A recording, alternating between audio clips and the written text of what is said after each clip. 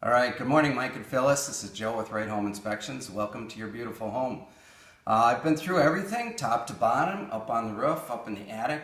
When I inspect, I run all the plumbing for 20 minutes or so, make sure everything flows in and flows out, make sure everything works as it should. It's really a pretty small list, which is what you would expect.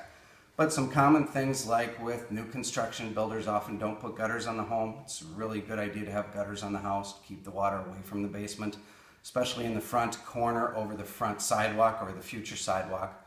There's going to be a lot of water coming down off the garage roof there, so you're going to want to have a gutter on it. And along with having gutters in the house, having a sump pump in the basket is step 2 to make sure you keep water out of the basement. So recommend installing a pump there and discharging it to the outside.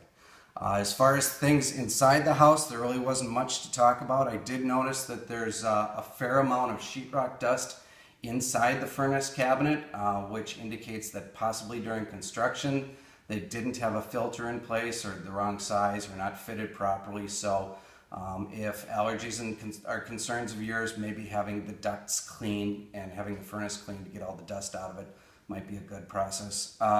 The garage, the home isn't quite finished, so maybe they're still coming back to do this, but the sheetrock in the garage, or at least along the walls that are adjacent to the home, the seams in the sheetrock need to be taped. That's part of the fire separation from garage to home, is to tape the sheetrock seams, so that needs to be done yet.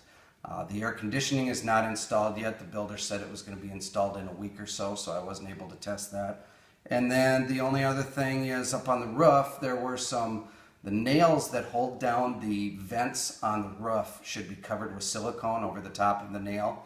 And there'll be a picture in my report that shows you exactly why one of the nails is kind of bent over, which exposes the penetration through the roof. And so covering those with silicone is recommended to keep any water from getting in past them. The stove in the kitchen, and this is something common that I see, the stove was installed without the bracket that prevents it from tipping forward.